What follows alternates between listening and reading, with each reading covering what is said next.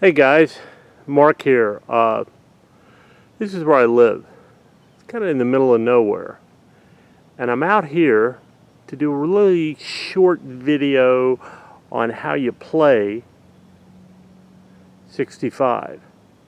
So let me swing this puppy in here, where I've got this board set up. Now we got some glare. I brought it all the way out here in the natural light to try to keep the glare from being too bad, but you know, it is what it is. And there in the background you hear some rabid dog barking. I don't live within half a mile of anybody. But anyhow, I want to show you a couple things. Number one, the first thing I wanted to show you is how big just a standard infantry counter is. These are my fingers holding this thing. That's 1 inch square. I've also put up a picture with this particular update. These things are huge. And as you can see, it's not only 1 inch square, but when you put it down in the hex there, look at all that extra room. Well, that's because the vehicles are 1 3/8 inch square.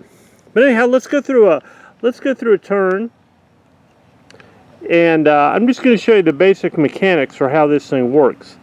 We're supposed to get a rainstorm, and it may start any second, but we'll see what happens. The first thing that you would do in a turn is you would normally have 4 cards, but I'm going to show us pulling 4 cards right here. They're in their protective sleeves, so I don't mess these things up. Alright, let me flip this puppy around. So what I have is a fire and move card, a move and fire with a rally, another fire and move, and a panic and retreat. Here are the units I have right here. In this particular one I have a M60 team, a rifle team, and over here I've got a shaken rifle team. Okay, so you normally get 1 action in a turn unless you have a card that lets you do something besides 1 action. Okay, so for this particular turn, what I'm going to do is I'm going to take this rally card and I would play it. I said, okay, I'm going to play this rally card and I'm going to rally this dude right here. The shaken marker comes off, but an ops complete marker goes on. That's all he's going to be able to do for the turn. There are cards that let you rally, and there are special abilities that let you rally without putting that ops complete marker on. Alright, right now I would shift over, and it would become the VC player's turn. And that VC player would also have 4 cards in his hand that he would go through and he would play.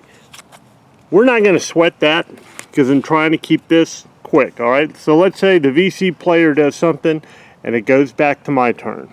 Well, I'm down to 3 cards, as you can see, so I'm going to draw 1 more right here. That card is also a fire card and it could be used as a move. These 2 blocks down here that you see are used. This is a targeting block. It has to do with whether a armored fighting vehicle hits another one, and this one right here has to do with whether or not you destroy it. The word hit here has to do with a attack on a soft target like a squad or whatever. So let me show you. Let's do a fire attack. Let's say, okay, I'm going to take this rifle squad that is right here. Boom! This dude right here, and I'm going to attack this VC machine gun team that's right there. To do that, I have to go back down here and I play a fire card. There are other things you can do, but we're going to play this fire card. So it says fire. Play this card to fire if an eligible unit or group of units. It also has power on there, which means that I can use power. Now, what the power icons are, they're different for every unit. Some units don't even have them. But in the case of this rifle unit, what you have here is it's a power icon. This symbol means it can fire 40mm grenades. So, to shoot at the RPD, I take the rifle unit's HE firepower, which is 2. I would add the special power as delineated by that, and this is covered in the actual rule book, which would be 2 more for those 40mm grenades. This unit is within 2 hexes of the RPD, so it gets a bonus for being close of 1, so it has 5 total HE attack factor. Now from that, I subtract the covering modifier of the terrain, which is 2, so now we're down to 3 attack factors, okay? So for the 3 factors, I simply draw 3 cards and look in that bottom right block with each one. If that block says hit up here, it's a hit. So the first one said nothing. The next one says hit. The RPD's hit. The next one says nothing. The dud means nothing, and it defines that in the rule when it comes to soft combat. So, looking at this RPD unit, I got 1 hit on it.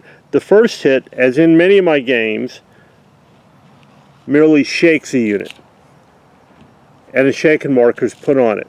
When it's shaken, it can't fire, and it can move half its movement factor. Now, if I had been able to get a second hit on it, it would have reduced it. So basically, that's how you do it. That's a combat, that's a turn, and that's not an overproduced video. I hope you decide to back the Kickstarter. It's going to be a lot of fun, and that's it. Bye now.